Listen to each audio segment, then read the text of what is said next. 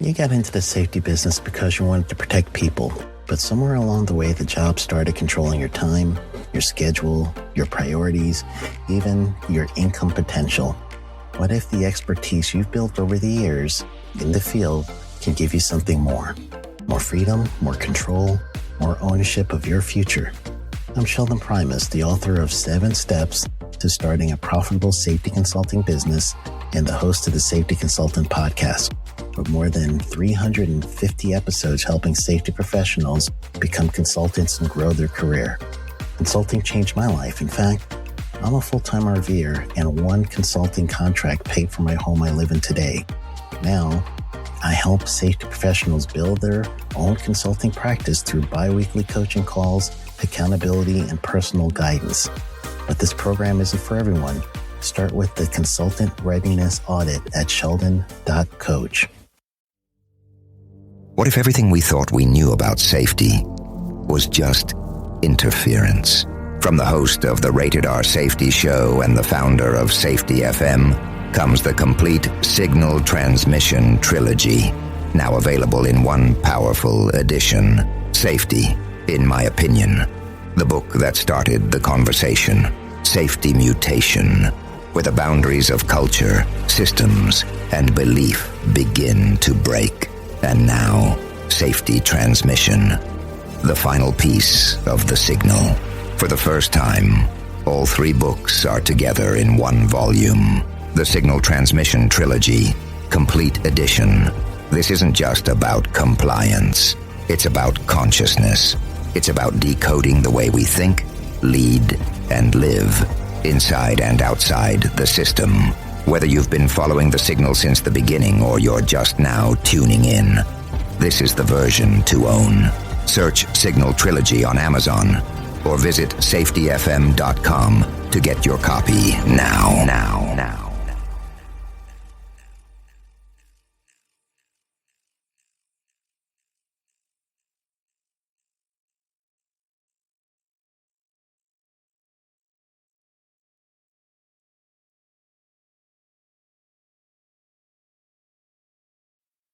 Of any of the stories we share, since we are not directly involved with these stories, at least not most of the time. Enjoy the show. This show is brought to you by Safety FM. Today we have a special program. The safety rules for radicals. We talked about this every once in a while on the podcast. We were just doing podcasts. We're going to talk about it today with the overheads. People call them overheads, other people call them PowerPoints. Anyway, how's everybody doing out there on this, the day before Thanksgiving? If I forget, happy Thanksgiving, everyone.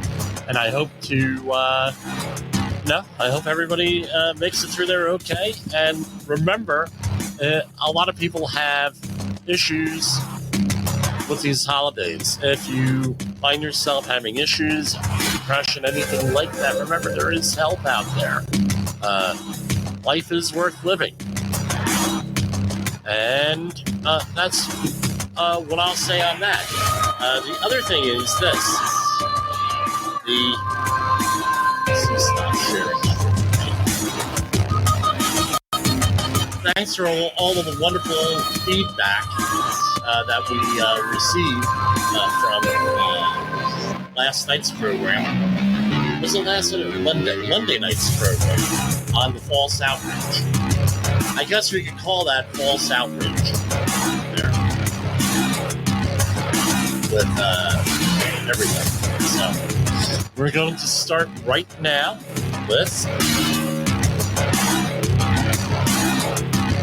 We're going to start right now with Safety Rules for Radicals. We're going to do share screen and go from there with our normal introduction for all of our special videos.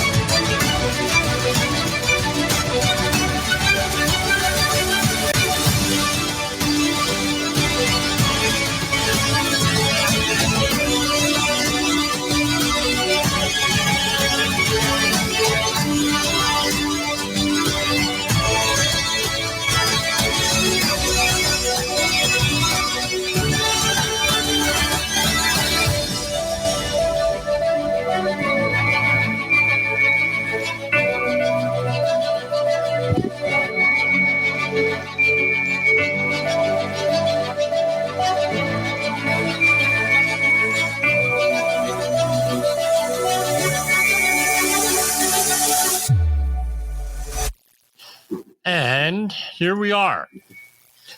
A little bit of an introduction to this whole thing with rules for radicals. A lot of people are against me talking about these things.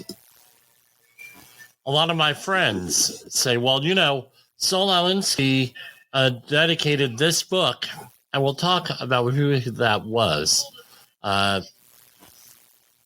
dedicated the book to Lucifer, the first radical, the devil.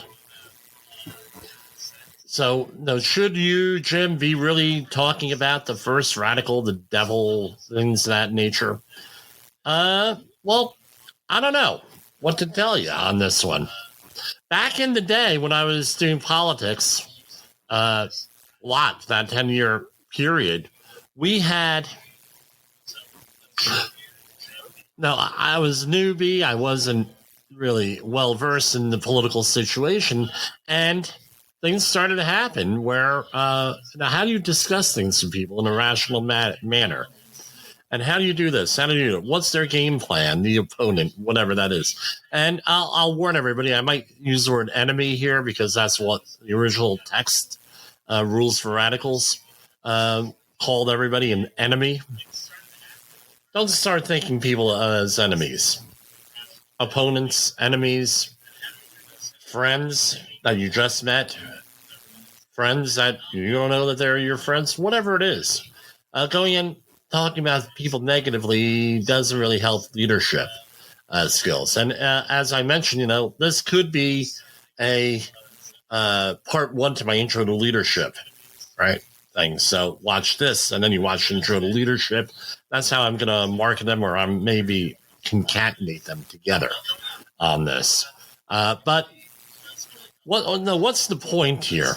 When you go through these rules, and I came to realize that they're what was used in politics, especially since 2009 with the Tea Party movement. The right started using them, and then Donald Trump started to use a lot of them, but they were being used well before then.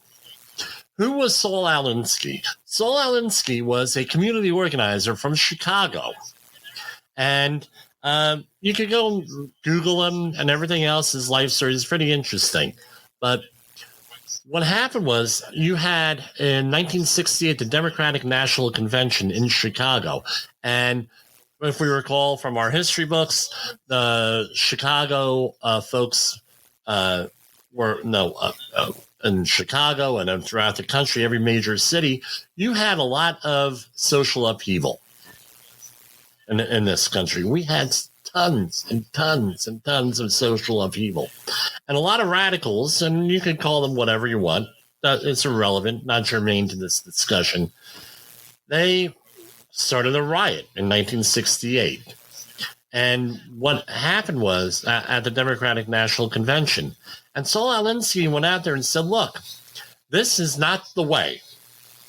This is not the way. Going out there, starting riots, being violent and everything else, you have to use other means, other methods, less violent, easier to deal with people and everything else.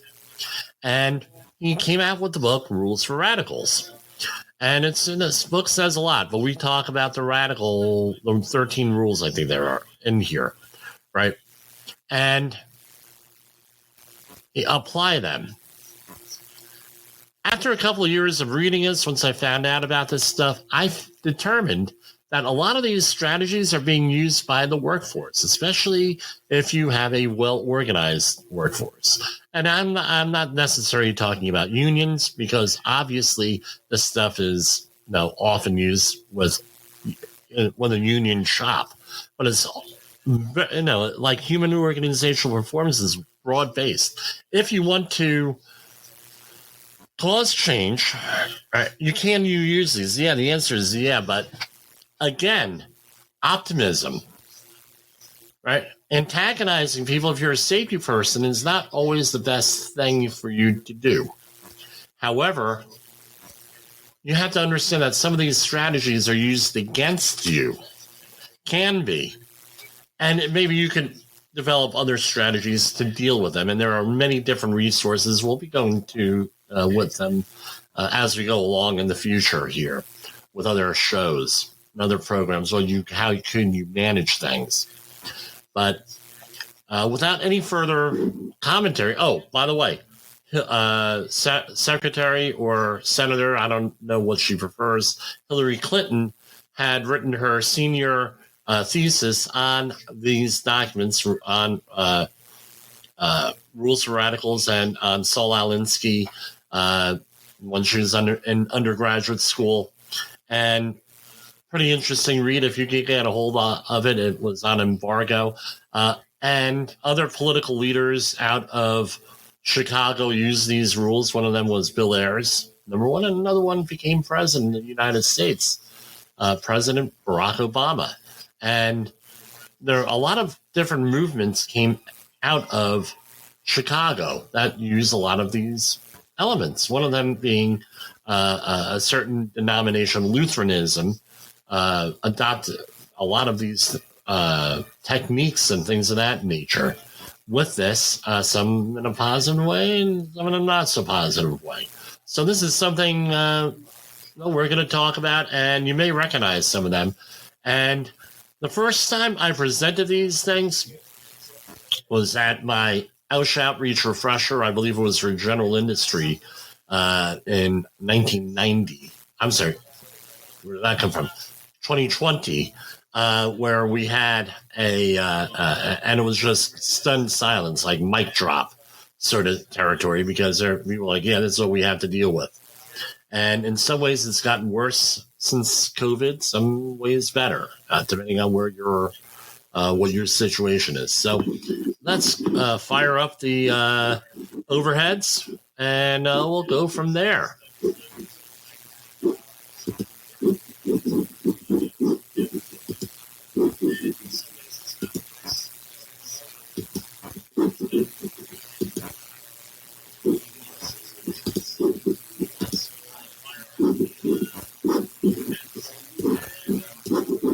And let's do this so I can actually see myself. There we go.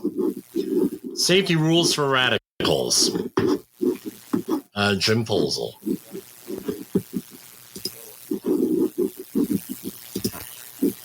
Okay, so these are a lot of our challenges here that we have to deal with.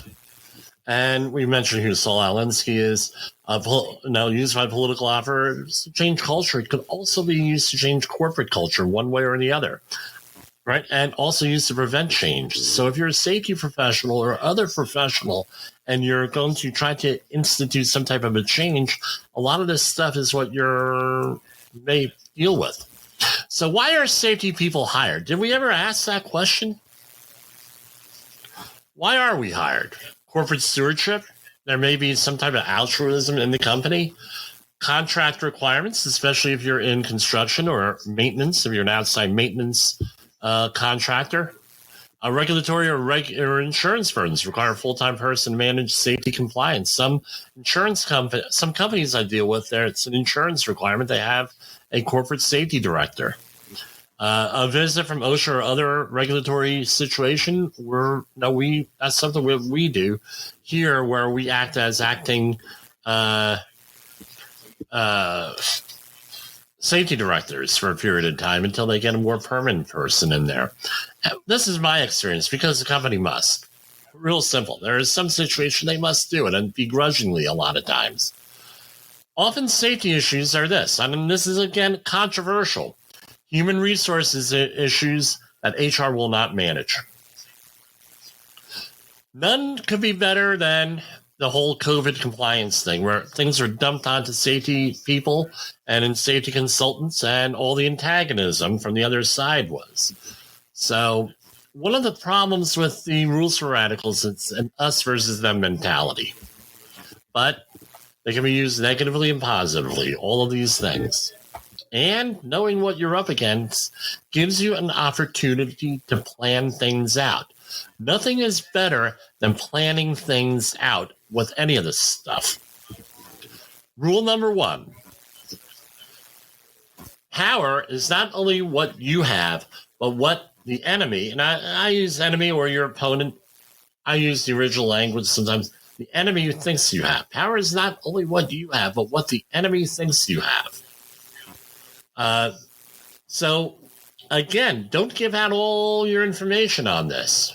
Right? This is self-explanatory up to a point. If they think that you're all-powerful, right? Hey, guess what? They're not going to necessarily mess with you. On the other hand, let's say you go into a facility. You get hired, go into a facility. It could be a contractor. It could be a direct hire. And they bring someone out there that says, hey, don't rock the boat here. No, I am so-and-so, right? I am, you can name the person whatever you want. I have worked here a long time. I know what's going on. I am, and insert your favorite relationship or association. I am the owner's brothers, sisters, cousins, best friend, twice removed, and I know everything. And leave me alone and don't rock the boat or I'm going to make trouble for you. And what happens? You can't do your job.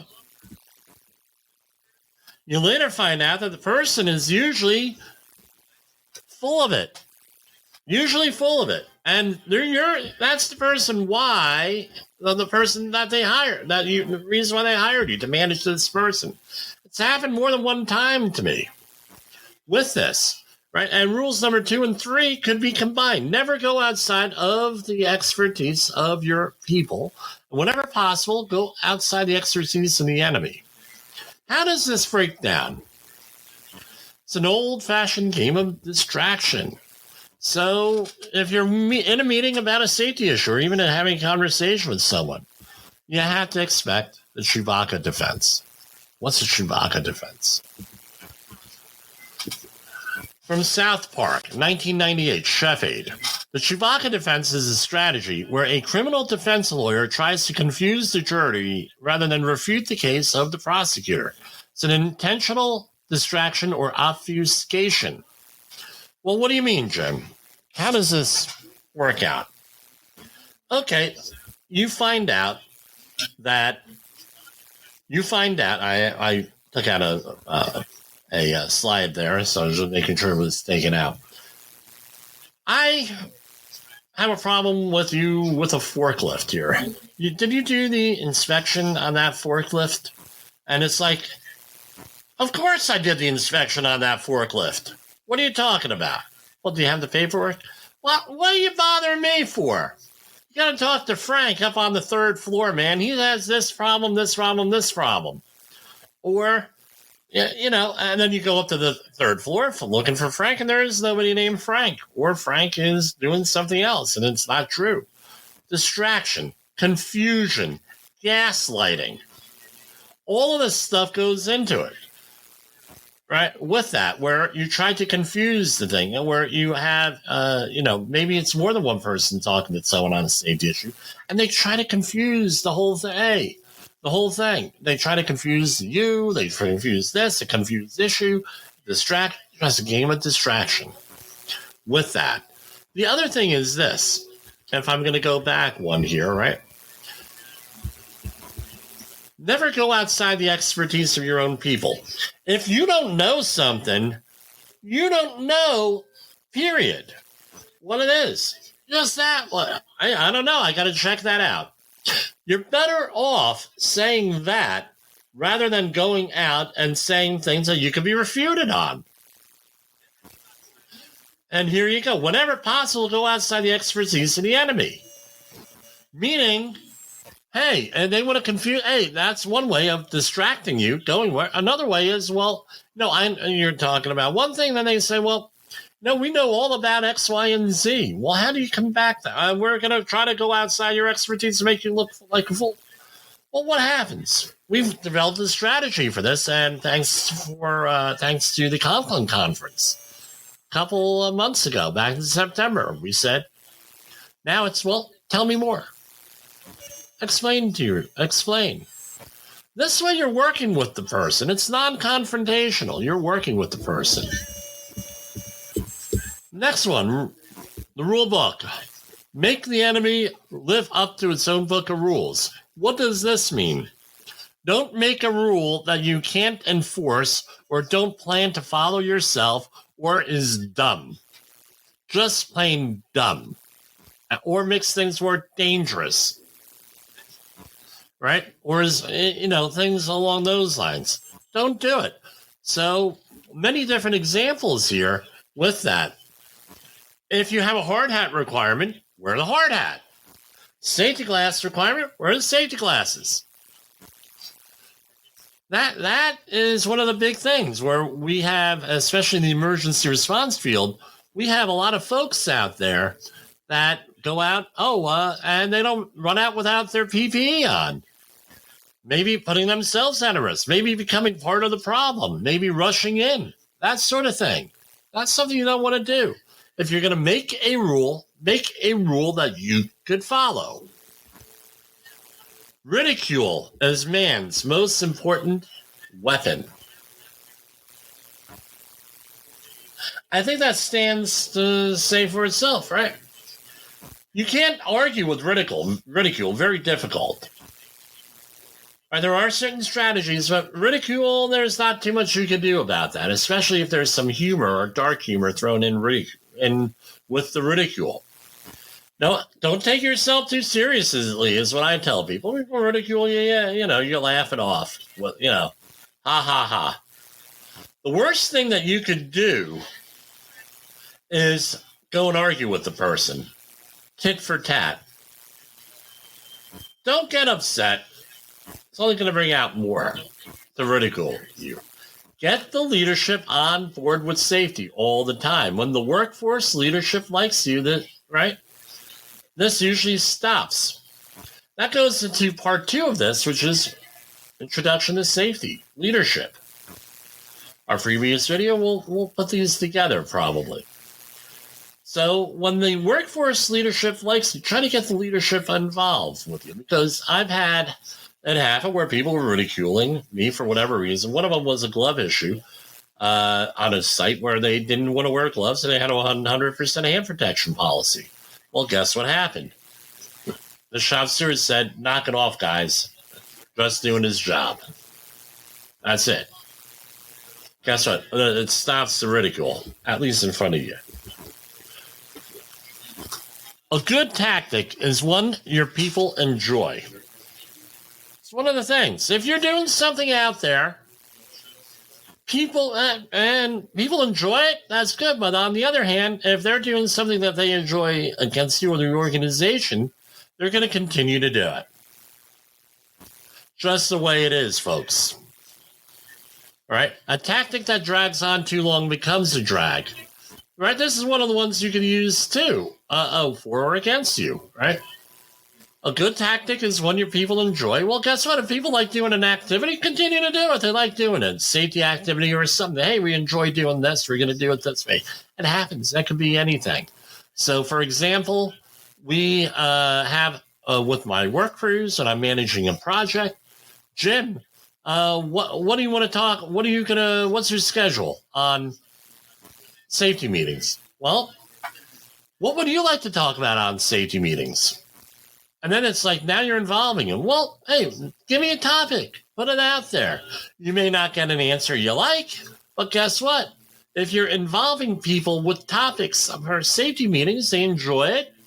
You come up with, and you work hard, and you prove that you're not wasting their time with meetings, and they're going to enjoy it. Maybe it's when you reach a milestone in a project, get everybody pizza out of your safety budget. That sort of thing. Good tactic. On the other hand, if they like using a tactic against you, they're going to continue to do it. Now, something that you have to realize too, a tactic that drags on too long becomes a drag. It becomes a parody of itself. Or a parody, meaning a joke, makes it look ridiculous. So, again, freshen things up from time to time. That's where a lot of manufacturing things happen. Right, so learn an activity that the workforce enjoys, is easy to do, hopefully it's cheap, and gives some results that you need. You want to help get those safety statistics? Find out what they enjoy doing. Give them a little incentive, maybe, for real legitimate stuff. The opposite gives a lot opposite results. Nothing is more than a drag using an old safety program that doesn't work, is stale, or the workforce cannot relate to. A problem workforce will continue to do things to circumvent your efforts if they enjoy it. Number 8, keep the pressure on. Once they find your weak spot, people will find your weak spot. They will focus on it and undermine you. So avoid oversharing what you like or you don't like. Right? So when they find your weak spot, they will focus on it and undermine you. But no. They'll find your weak spot. They'll find your weakness. They'll find what you don't like, and then they'll undermine you. Being successful and filling in the gaps in your knowledge, again, if you have a weak spot, you got to know how to fix it, whether it's personality-wise, whether it's knowledge-wise, leadership-wise, anything. And the other thing you can do, you can include them in discussions, especially if they're a subject matter expert or they think they are a subject matter expert. Look to that workforce for the solution to what they're doing. Try to get them on your side. You realize, hey, this is my weak area. Say, hey, go up to your friend Frank. Hey, Frank, hey, maybe we could go over there and you can help me out with this. All of a sudden, when you put them in a, hey, this is my weak spot, maybe now they could do that. We could get this. You try not to go for outside help like your boss and do a tattletale unless they're doing something illegal, obviously. Include them in discussions. Rule number 9. The threat, and I believe this is in the introduction here, the threat is usually more terrifying than the result. So your imagination is your worst enemy. Don't let your imagination run wild with any of this stuff that we're talking about here. Don't let your imagination run wild. Again, a lot of tragedies happen out there. And then people get into this what-if thinking. They get nervous. Well, what's the worst thing that could happen? Well, as safety people, sometimes we have to talk about what's the worst thing that could happen. A fatal flaw analysis, tabletop exercise, emergency action plan, all of that stuff we have to get involved with, right? We have to think about it. But then you have to compartmentalize that. Get it out of your mind. Don't let your imagination run wild. To get away from that what-if thinking, your imagination is your own worst enemy. You keep, then this is going to have the... Well, guess what? I learned. Took a long time. Someone threatens you. Okay, they threaten you. Oh, this is going to happen. Okay, well, this is going to happen. Usually, again, the threat's worse than what it actually is. Sometimes you have to take the or else.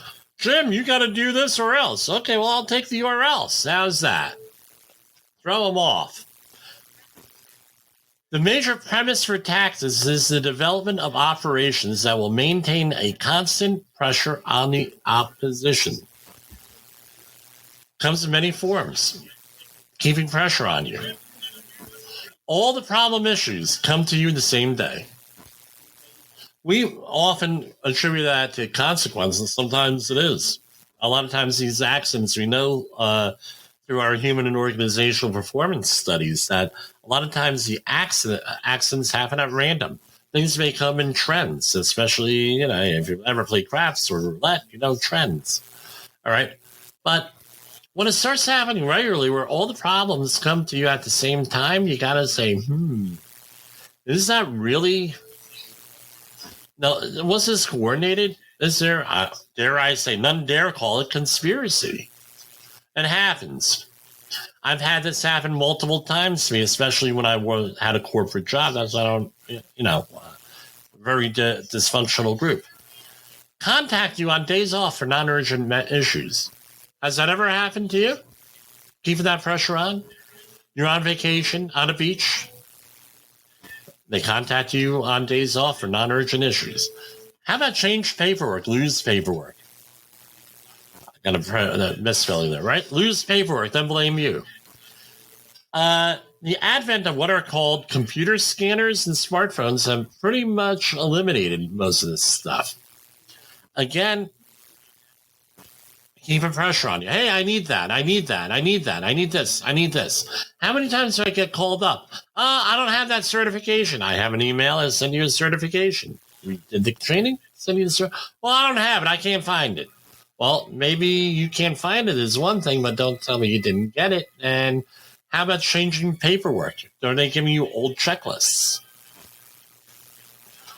All right. And then, of course, blaming you. And we all know blame fixes nothing. Well, you know.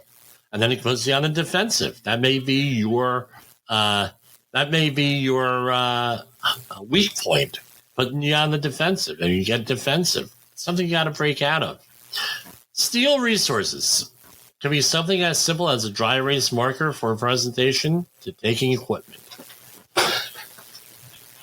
As I had a good conversation with Jay Allen and Todd Conklin. Right, every time, and I got this from my wife, who's an event to meeting planner. What you try to do is, if you're depending on the venue you're in, always bring your own equipment. How's that? Always bring your own dry erase markers. I always bring a dry erase marker board, my own projector, my own screen, my own sound system. I bring everything myself. It's like, Jim, why? Are you that paranoid? I wouldn't call it paranoia. What I would call it is we have things happen. How many times have I gone somewhere where it may be a 2 or 3 day seminar or a class. Day 1, everything is there. Day 2, everything is missing. Again, stuff doesn't work, deliberately or not. Again, building capacity into that system is what I'm talking about. General sabotage. Take your pick. Many, many different ways of sabotaging people. Rule number 11. If you push a negative hard and deep enough, it will break through into its counter side. So make a negative into a positive. Keep a good, cool head. Walking away is always an option. Right? So if you're going to push and push and push, eventually you may win. And you got to be prepared for that, which comes up to number 12. Price of a successful attack is a constructive alternative. This is, in my opinion, the main issue why we have all the political problems that we have. When you go out there and you have, and it could go left or right, doesn't matter. You go out there and you say, hey, these are our problems, and you start to get angry. People feel like, hey, this is finally a person that understands. If you don't have a way of fixing the problems, or at least attempting to fix the problems, you're going to run into an issue here with all this stuff. Well, Jim, what do you mean? What do you mean? What do you mean? It's real simple. You have to have a solution. Don't just criticize. How does this take form? You have, and I'll say it, union organizer. Know why we have union organizers? And they're usually correct. Bad working conditions. And they'll get everything all angry and angry and angry and angry. They'll bring in the union, and then the union they never see the union again. That happens. I'm dealing with it. I dealt with it on a project that I was involved with in the last 2 years. With a politician, it's just as bad. We're going to do this. This is what our problem is. And then what's the solution? Don't give solutions. The other thing is this. Change your thinking from no because. Can we do this? No, because blah, blah, blah. To something like yes, if. Say yes. Find a way. Find a solution. Find a whatever. Rule number 13. Pick the target, freeze it, personalize it, and polarize it. So what are we talking about here? Dividing and conquering to old-fashioned bullying. Polarize it. We're going to concentrate all our angst on one person or two people. One group, the safety department, is going to get all of our ire. The other one you could do is old-fashioned bullying. It still happens. In some areas, my understanding is in Canada, it's illegal to do that at work, to bully people. There is some illegal stuff. My opinion, they're infringing on free speech in some cases with that. So here's some other examples. They don't include you in meetings, or they don't tell you about meetings you should be at. Decisions are made. Opinions are given. You're not there to give any feedback. How many times does that happen to safety professionals? Happens all the time. That's happened to me all the time, a lot, back in the day. Now it's along the lines of, well, once you get some experience and credentials and things of that nature, it tends to not happen as much. And so now, hey, look, had I been included in the meeting, we could maybe have come up with a different solution here. It would have saved you money. Or maybe I ask this all the time, did you consider all of the possible things here? And then maybe there could be an easier way of doing this if you included everybody. Again, more information does not make us stupider. More information. Right? And again, this often happens when employers are afraid of information. Not giving you the correct equipment that you need. You say, well, Jim, what do you mean not giving you the correct equipment that you need? Let's say that you need some equipment to do a job.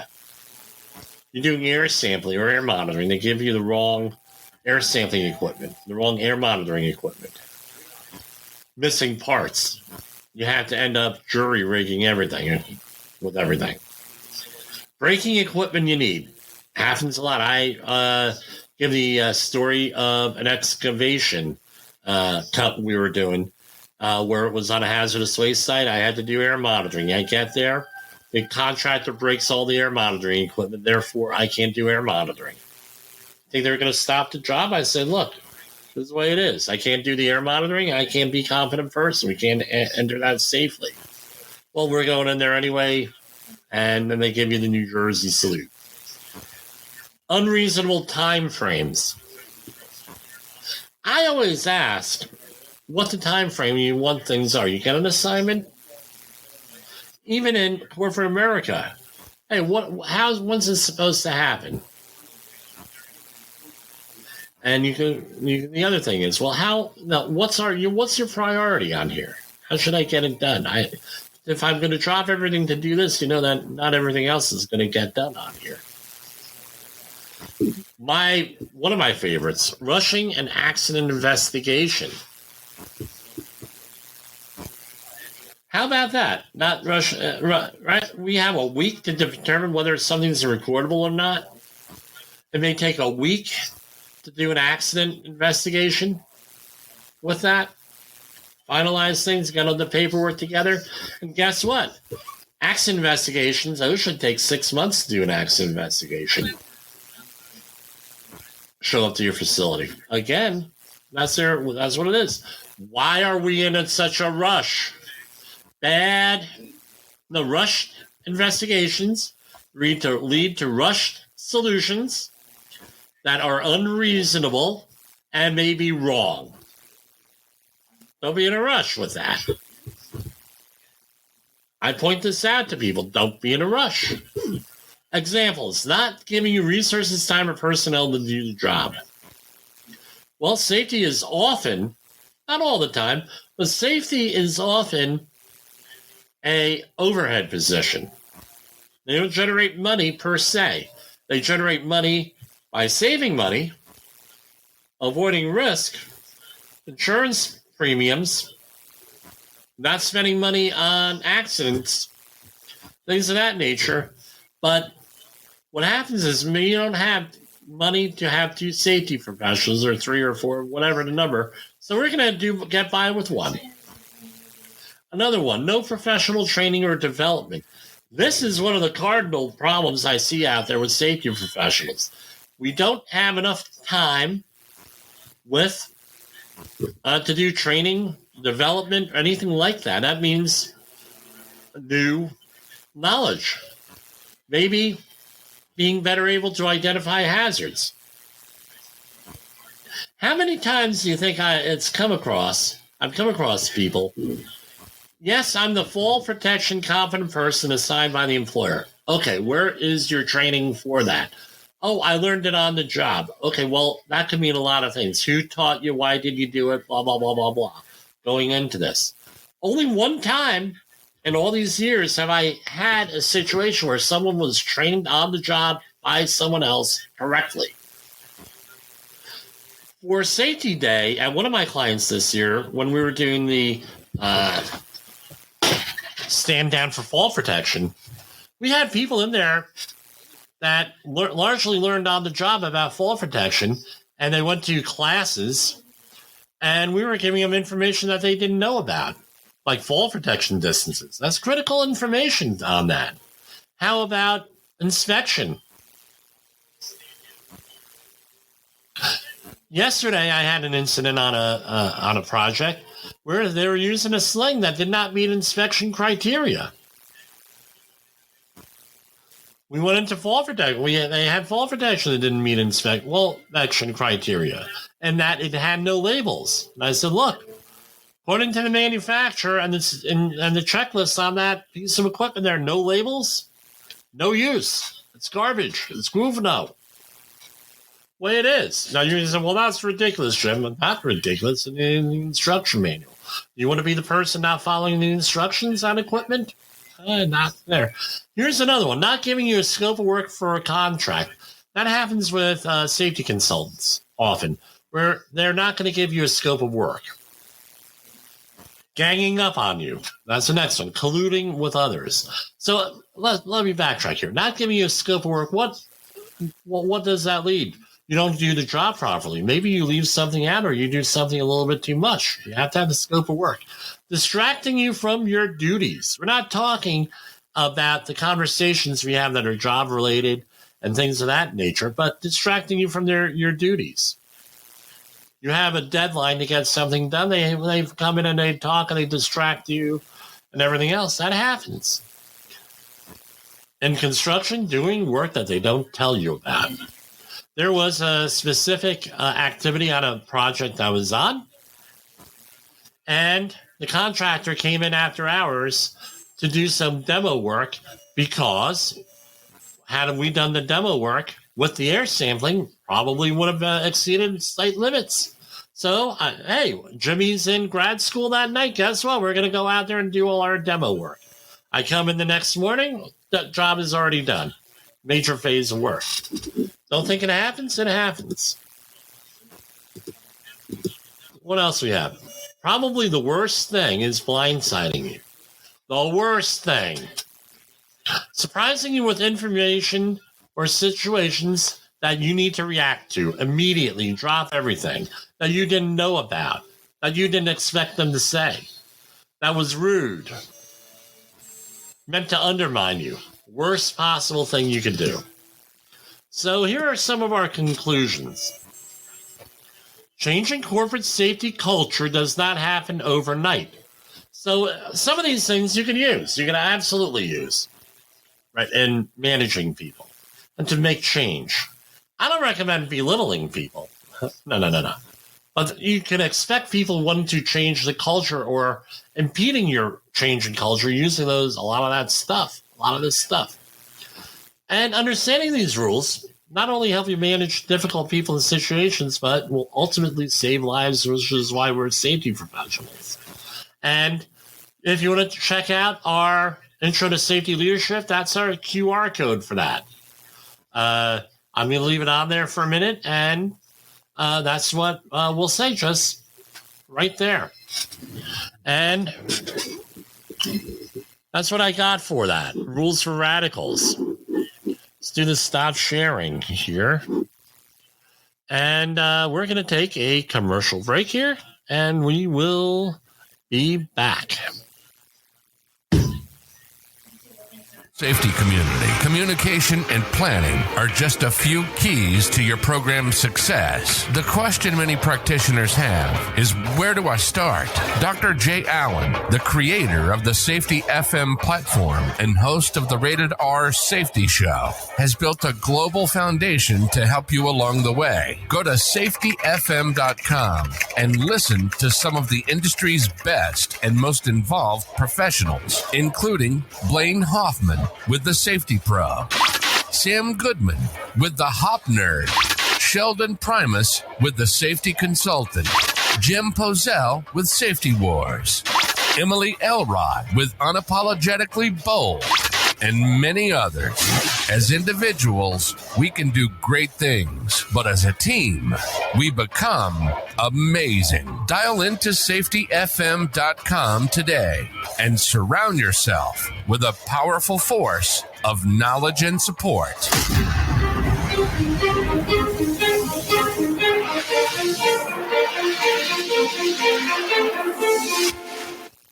This is Safety Wars, broadcasting to our brothers and sisters in the occupied territory of behavior-based safety. Get out your secret decoder ring. Here is your nightly message. Learning is vital. Learning is vital. And one more.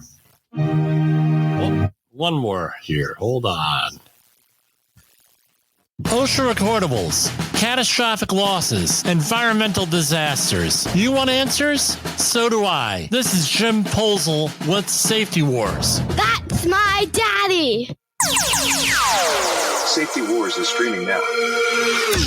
SafetyFM.com. All right, so I mentioned this on Monday night, but it's worth another mention. This is from The Hill, Joe Jaquez. Fried turkey, a Thanksgiving fire hazard for officials warn, right? $15 million damage, we mentioned the other night, caused every year from these turkey frying incidents. It's mind-blowing on a certain level. So, and of course, the article locks up on me here. But anyway, one of the big hazards is with these turkey fryers. Right, and you may have it. There's one, turkey is not thawed out all the way. They put it in there. Water hits the hot grease. What happens? Water in the water in the ice in the turkey then breaks down and disassociates into hydrogen and oxygen, two parts of the fire triangle. And what happens? And you have a massive explosion. You have all these bubbles coming up. All the steam coming up and it boils over. People get burned. And then because you have an exposed flame on the bottom, the oil drips out, goes on the flame, and now you have a huge fire. It's a bad, bad, bad situation. So you want to, if you're going to be using one of these, don't do what somebody in my neighborhood did a number of years ago where they did the turkey. It was a bad weather. They did the turkey frying in the garage of brand new construction. It was a construction crew, and they burned down their house that they just finished building. Yes. So you want to do this like out, or what do they say, 10 foot away from any. I wouldn't go 10 foot away from this. I'd go like 20 foot away.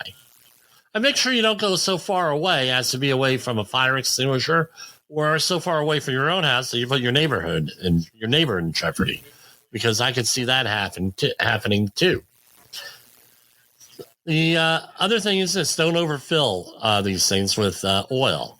What some people do is they fill them up with water, right? And they drop the turkey in the water. They figure out how much oil that they need in that based on the amount of water that they had in there, and then they figure it out from there, right? On that way they don't overfill it. Just be careful with that, with all of this. I mean, it's a major issue. This is from Wall Street Journal, the opinion section from, who is this? It's letters to the editor is what it comes down to here. This is in Future Review. I'm going to hit follow on here. Students discuss why we don't trust science anymore. Students discuss the dwindling confidence in scientists since the start of the pandemic. So anyway, why did people not do this, right? Here we go. This is from a person. I'm gonna leave the names out here. I don't know if these people want to be outed on this show. Before the pandemic, Americans saw scientists as nearly infallible brainiacs who achieved superhuman feats of innovation that pushed society forward. When members of the public thought the scientific community, they likely imagined researchers in goggles and long white coats inspecting microscopes in futuristic laboratories, armed with resources bestowed by university endowments and federal grants and powered by lifetimes of study. This picture shattered when science became synonymous with ideological heavy-handedness. Suddenly, in March 2020, science was thrust onto the national stage. Science, they said, is why healthy children and young adults must stay locked in their homes. Science, they said, is why you must mask and double mask. Science is why a person must quarantine for 2 weeks following a COVID diagnosis, or maybe it's 10 days. This is all quote, right? Verbatim. And it's no wonder that the percentage of Americans with a great deal of confidence in scientists has dropped 16% from 2020 to 2023. The supposed science was thrust on the American public despite scientists' claims of certainty and terrible consequences if they were obeyed. Each order was followed by a contradictory order. While the public lived in desperation, scientists and bureaucrats felt no need to explain, no need to apologize. For the public to forgive them now, they must first offer a public apology, and that is from a student in University of Colorado in Boulder. Again, and it goes on and on and on. I had mentioned this on Safety Nights, and everyone said, oh, we have not lost any credibility as safety professionals. You're nuts, Jim. Blah, blah, blah, blah, blah. Guess what? Again, this undermines that on here with the loss in science in the thing. I'm going to go to commercial break right now. We had something come up on the phone, and we're going to go there now. Hold on. In a world where danger lurks in every corner, one man stands as a beacon of hope. Jim Polzel, a veteran safety expert with over 3 decades of experience, now bringing his knowledge to you with Safety Wars. Engaging, informative, and always relevant, that's Safety Wars. Join a safety revolution with Safety Wars, available on Spotify, Apple Podcasts, YouTube, and wherever you get your podcasts and videos. Sorry about that. We had a issue here. We're pre-recording this, and we had issues come up. Anyway, no, it's pretty. I don't know. People were saying, "Oh, Jim, I don't know what you're talking about." Guess what? We're undermined. And what's my response to that? Better leadership. There are ways of handling this stuff. Uncertainty. My opinion is had they had people go out there for 30 minutes one night and say, look, this is what we are, and be upright and forward with everybody. This is what we're dealing with here. Didn't have to be someone like me, but the CDC has many people like me in there. Well, but there's one Safety Wars, let's face it. But with that, the other thing is this, with the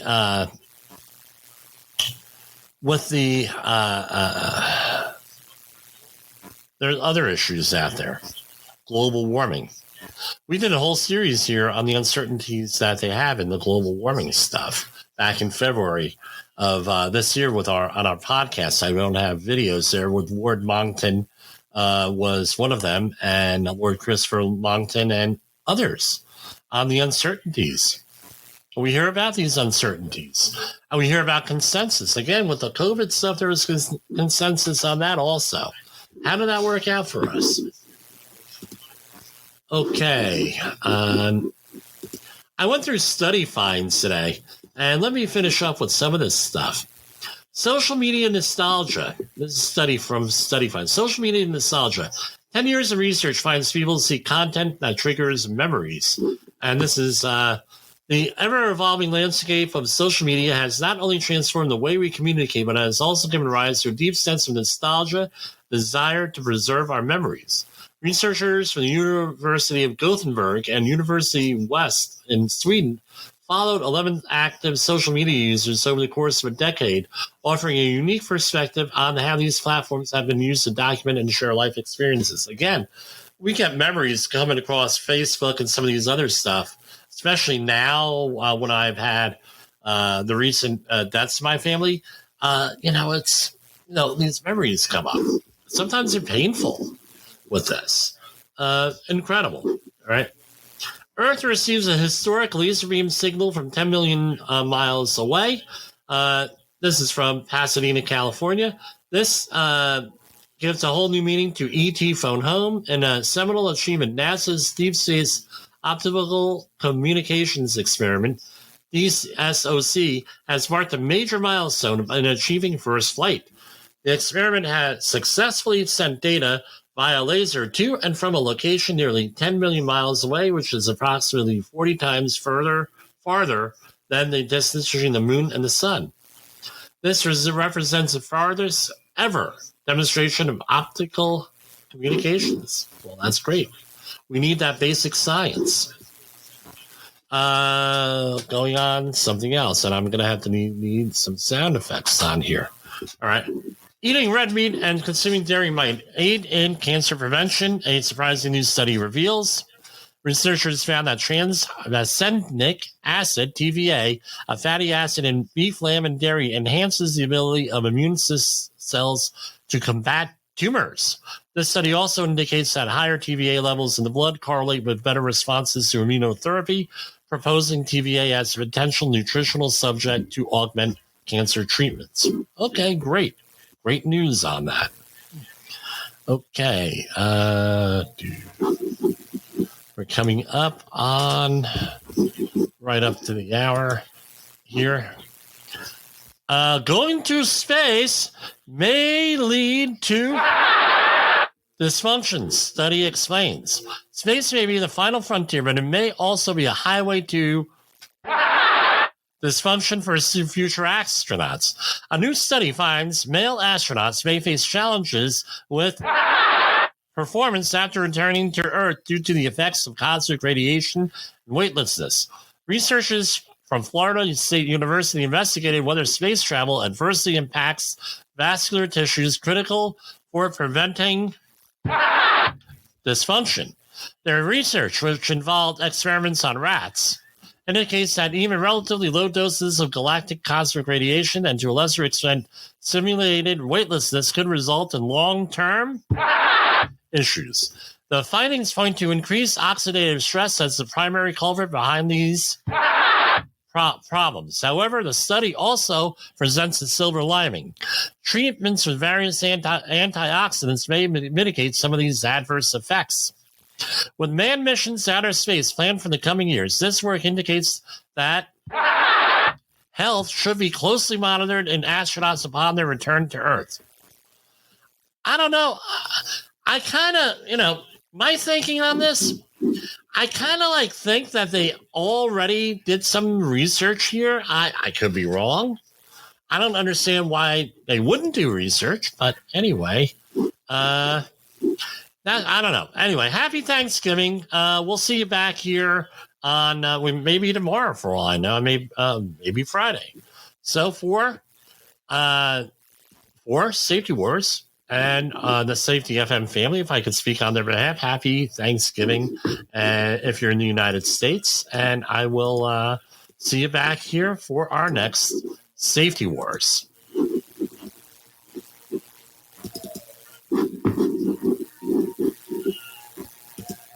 Hold on and...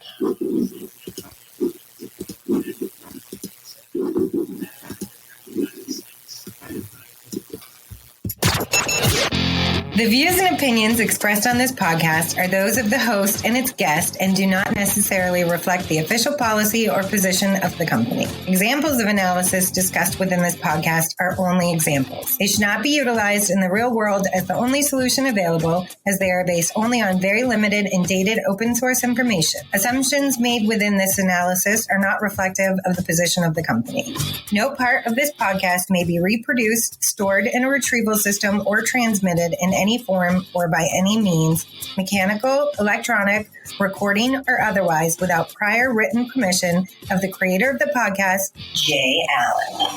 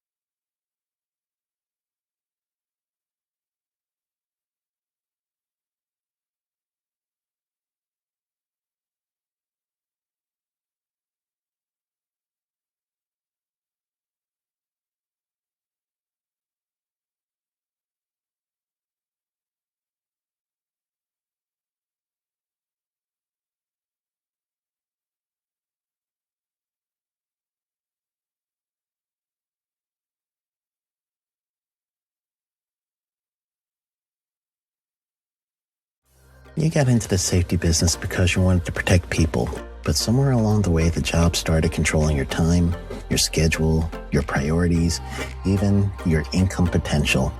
What if the expertise you've built over the years in the field can give you something more? More freedom, more control, more ownership of your future.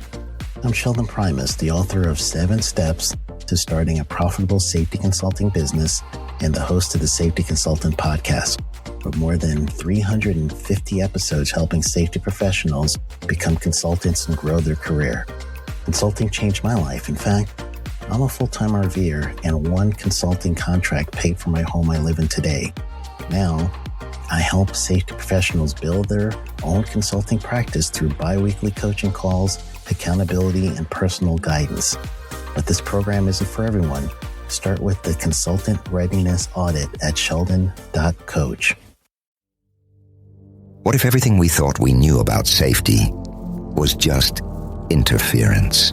From the host of the Rated R Safety Show and the founder of Safety FM comes the complete Signal Transmission Trilogy, now available in one powerful edition. Safety, in my opinion, the book that started the conversation. Safety Mutation, where the boundaries of culture, systems, and belief begin to break. And now, Safety Transmission, the final piece of the signal. For the first time, all 3 books are together in one volume. The Signal Transmission Trilogy, Complete Edition. This isn't just about compliance. It's about consciousness. It's about decoding the way we think, lead, and live, inside and outside the system. Whether you've been following the signal since the beginning or you're just now tuning in, this is the version to own. Search Signal Trilogy on Amazon or visit safetyfm.com to get your copy now.